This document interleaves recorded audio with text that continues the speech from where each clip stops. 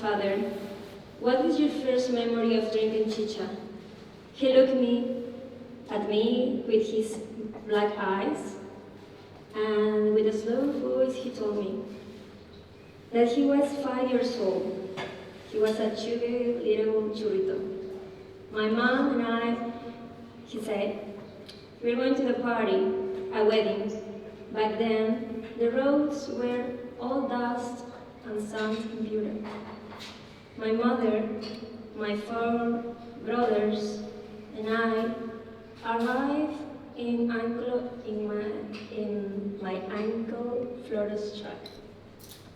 It was late, I remember, and the sun was very, very strong. When I go out of the trunk, I walk quickly to get to the party. I love parties. A car almost killed me, because I was running.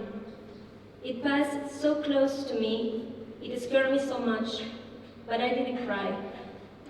I was stunned, and all the guests were scared. But my aunt, Eduarda, she said, "Give the churrito chicha. Denle chicha al churrito para olvidar y sanar, para volver a la vida, to forget and heal, to come back to life." But he never forgot, but he healed and come back to life. Today, I bring you the chicha. Being here has been the longest time I've spent outside my country. I have laughed, cried, felt, hugged, jumped, danced. Today I bring chicha to talk, to heal, to hug, to cry, to digest loneliness, anger, happiness. Come back to life, to heal, para vivir, seguir viviendo, seguir sanando, para volver a la vida, sanar, vivir, vivir, sanando.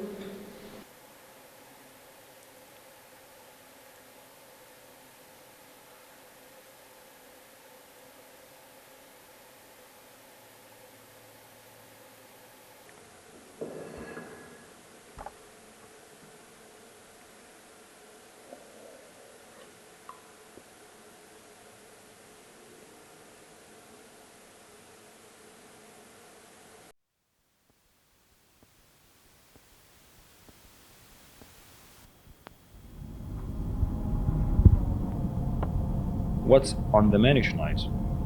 The potato nation of Europe. Have you noticed the potato tricolor on your plate? I have no idea how the potato, a plant indigenous to South America, became a key ingredient in traditional Lithuanian cuisine. It always seemed to me that potato-based Lithuanian dishes such as tepelinas were some sort of post-war Soviet modernization of a dish from Vilnius. But the other day, my 90-year-old grandmother told me that she has eaten cepelinas her whole life. Things get confusing.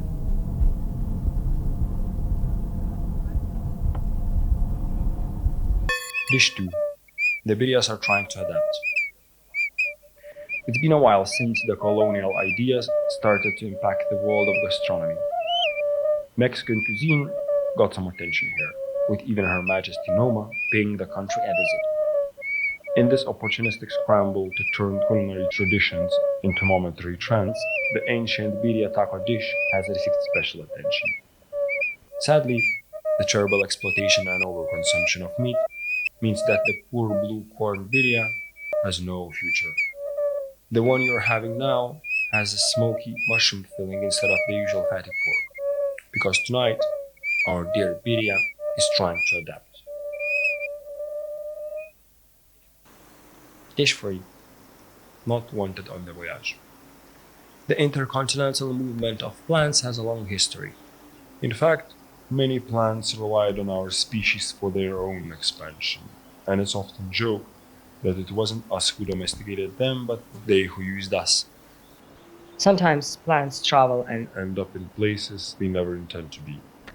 When Europeans unloaded ships full of enslaved Africans on the coasts where corn is indigenous, they had to fill the ships with something for the way back. As a perfect candidate for a plantation-based monocultural approach to farming, they brought corn, together with yuca, by the way, back to Central West Africa, where it became a staple ingredient in a dish now known as fufu. Okay, that's enough of this corn and potato story. Let's move to dessert. An ice cream with some cabbage juice on top. I'm joking. It's just raspberries. Just some frozen raspberries.